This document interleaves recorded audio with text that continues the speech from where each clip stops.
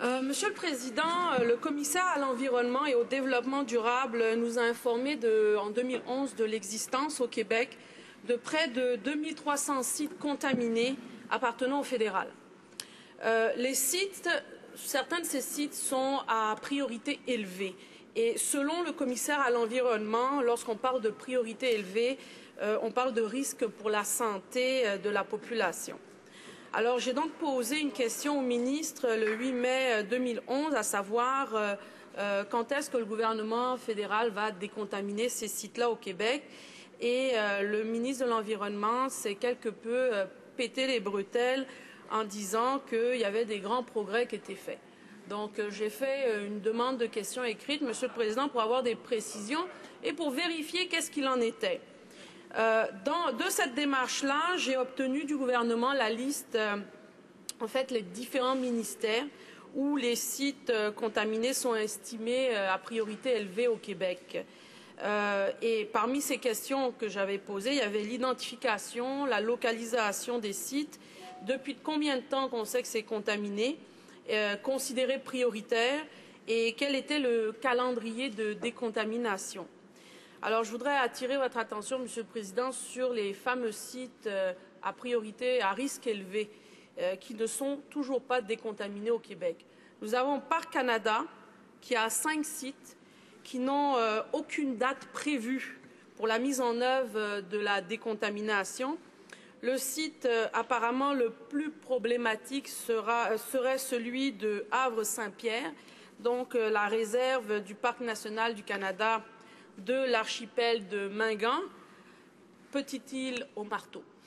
Alors, ça a été identifié depuis 2004 et l'évolution de ce dossier est plutôt lent chez Parc Canada.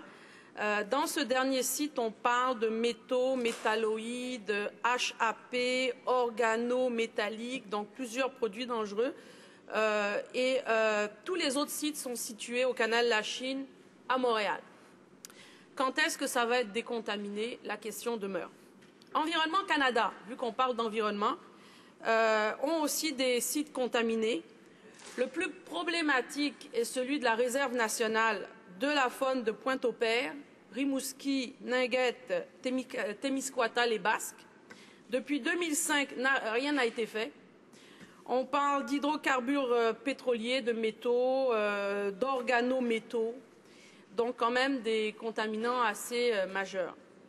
La source de contamination proviendrait d'un tiers. Que fait encore le ministère pour agir? On ne le sait pas. Un autre cas dans la Défense nationale, Monsieur le Président, à Saint-Gabriel-de-Valcartier, on parle, et là je cite, de panache de contamination de l'eau souterraine présent sur les territoires de recherche et développement pour la Défense Canada Valcartier, secteur nord. Il me reste 1 minute.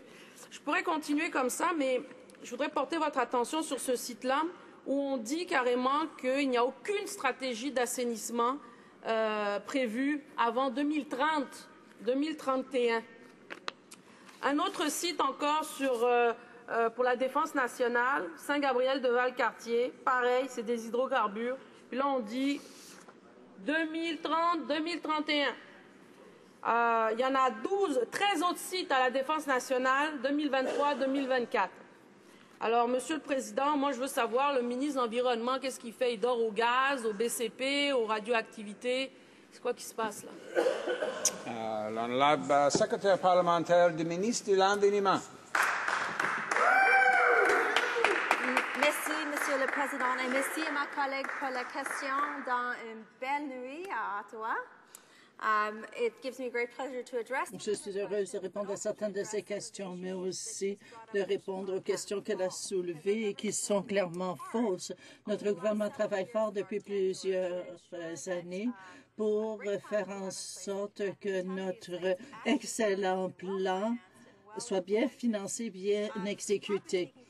Nous avons pris des mesures concrètes pour décontaminer les sites fédéraux. Il s'agit d'action de 15 ans qui fournit 3,5 milliards de dollars en financement prépartagé à 16 ministères et organismes fédéraux pour l'évaluation de l'assainissement des sites contaminés fédéraux hautement prioritaires. Pour répondre à ces questions au sujet du Québec, 93 millions de dollars ont été dépensés pour la décontamination des sites au Québec depuis 2005. Elle a mentionné ce qu'on a fait depuis 2000. Plus de 93 millions de dollars ont été affectés à la décontamination de ces sites et 300 de ces sites, sur 300 sites, il y en a environ 2000 qui se trouvent au Québec, sont environ 10 et près de 900 sites sont fermés. Ça, c'est un progrès remarquable. Un site fermé n'exige aucune autre mesure, soit parce qu'une évaluation du site a déterminé qu'il n'y avait aucun contaminant présent, soit parce que les travaux d'assainissement sont terminés. Ainsi, 40 de tous les sites au Québec se trouvent maintenant dans cette catégorie fermée. Et ça, c'est formidable. Et ça représente de bons progrès. Je tiens à souligner que sur les 1300 autres sites au Québec qui ne sont pas encore fermés, environ 1100 sites sont en cours d'évaluation ou, si des mesures sont nécessaires, font actuellement l'objet de travaux d'assainissement ou d'une gestion des risques. Cela représente 85 des autres sites au Québec sur lesquels des travaux sont actuellement effectués ou ont été effectués dans le passé.